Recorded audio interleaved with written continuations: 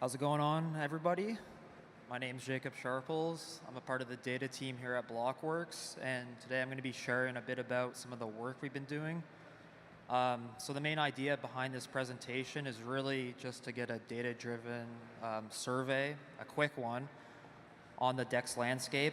We've been kind of working on a bunch of dashboards recently, so I thought it'd be a good time to share a lot of this. So let's begin. So the first chart I think is pretty important is how much blockchain activity is driven by spot trading. So taking just a look at in-protocol REV, so this is excluding things such as GTO tips, MEV boost tips, you can actually track the transaction type with the actual fee paying.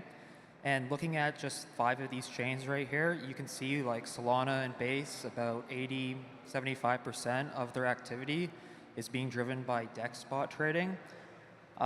This trend has been pretty consistent over time, so this is just from 2025, but I guess the one outlier you would probably see is BNB chain, the yellow line.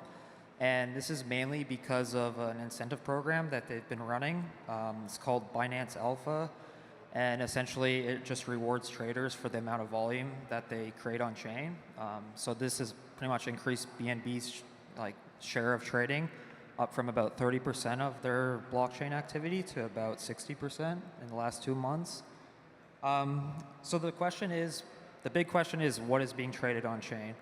I think most people know now that it's mainly being driven by meme coins, but there is some variety across some of these blockchains. So looking at a heat map with about 7 chains on the y-axis and about a few trading pair categories that we define at Blockworks on the x-axis, you can see that meme coins are far and beyond the biggest trading pair vertical in crypto right now. But there's some noticeable things such as like native stablecoin pairs. So this is just a blockchain's native gas token paired with a stablecoin. Most chains have that as either the top or the second largest kind of pair. Another interesting thing is kind of Ethereum. So things like stablecoin swaps are very prevalent on Ethereum compared to other chains. About 30% of total volume on Ethereum is actually from stablecoin swaps, and it's by far the largest chain that has this activity.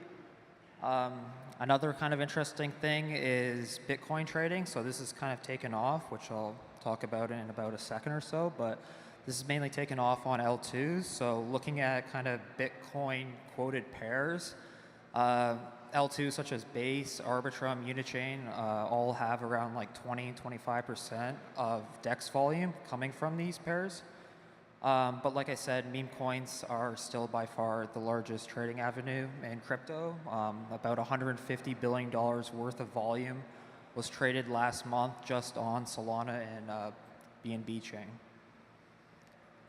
But before I go on some more about the meme coins and whatnot, I know that a lot of people are a bit of a nihilist against meme coins, so I thought I'd brighten up with a few trading categories that are kind of emerging and kind of follow this new trend of RWAs and other things. But the first one is kind of this on-chain Bitcoin. So since Coinbase launched CBBTC in September of 2024, Bitcoin volume on-chain on DEXs has actually exploded in terms of volume. So it went from about $10 billion to about 30 in about a couple of months. Most of this, like I just said, was kind of being traded on L2s and whatnot, but you can also see this on other chains like Solana, who have seen a massive increase, about a 10x increase in about 6 months in terms of total Bitcoin traded. And then also kind of DEXs wise. So like Aerodrome's another DEX that has kind of like fully went in on this avenue, and they have about 35% of their total trading volume coming from Bitcoin. Another but very smaller new category is FX trading. So there's a lot of narratives around this, but in terms of volume, it doesn't hold up very well, but it has been increasing. So only about $50 or $20 million worth of FX trading was happening in about early 2024.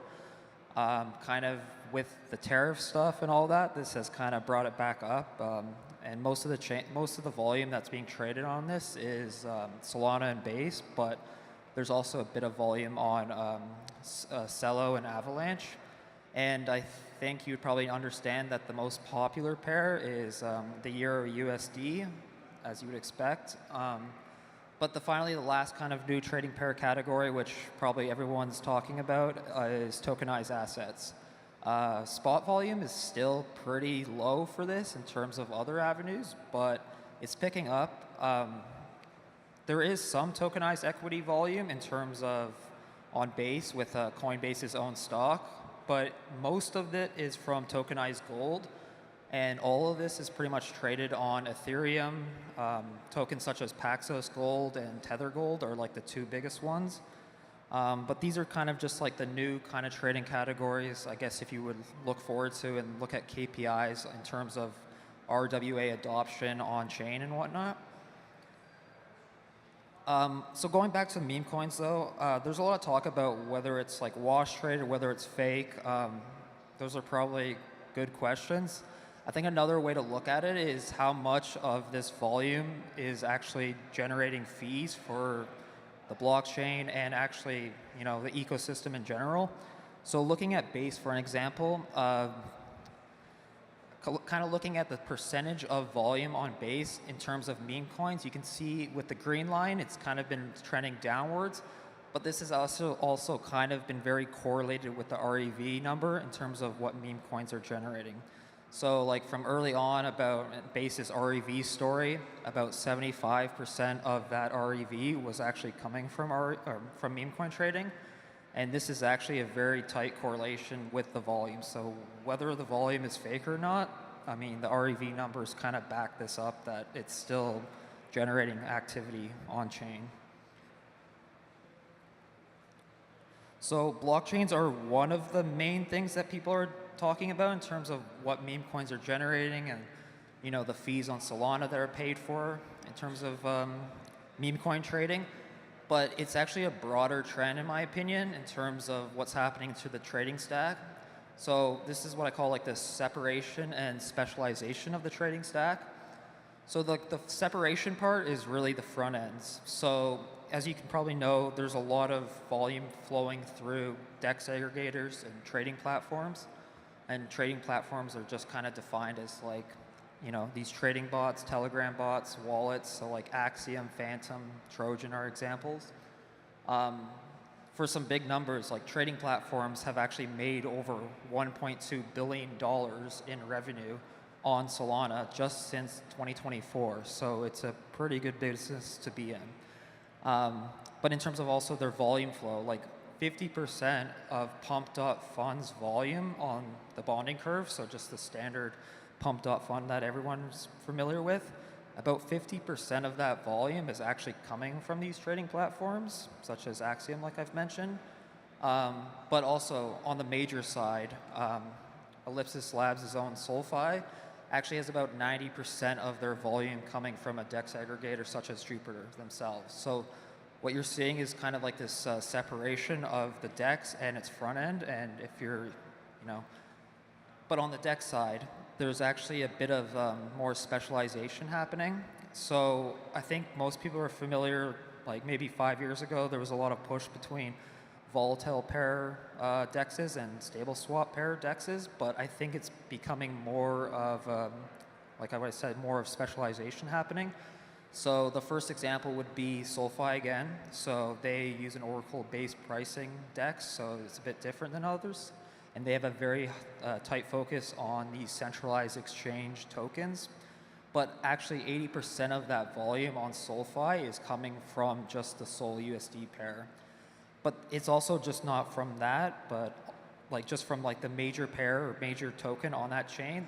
For example, Aerodrome, which is on Base, they have about 80% of volume from ETH USDC or ETH USD and Bitcoin denominated pairs. So it's like they're kind of in this new avenue where they're really focused on the major tokens.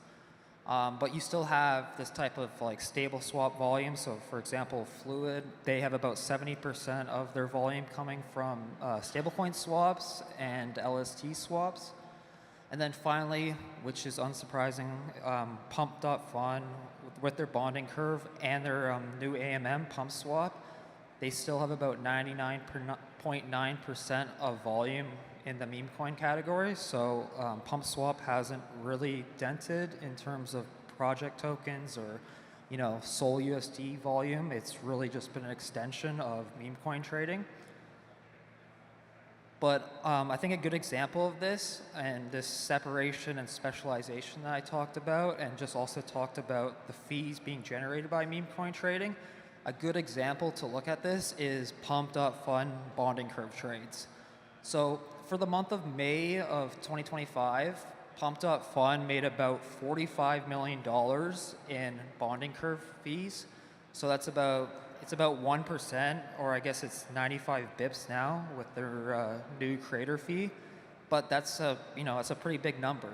But Axiom, which is really just a front end, generated about $17 million just on those bonding curve trades. So not just Axiom in general, but just on the same Pump.Fun trades, they generated 17 million because they have a high take rate.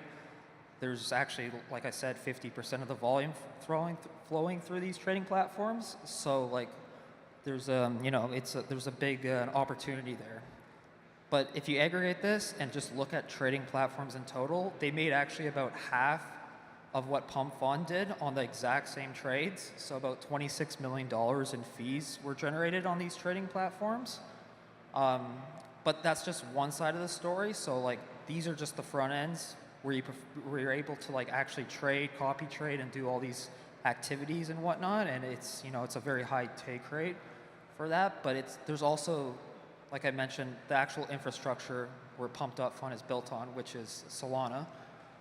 So looking at those fees too, you can see that they've made about $22 million in fees, most of which was from in protocol, but about the second largest was Jito.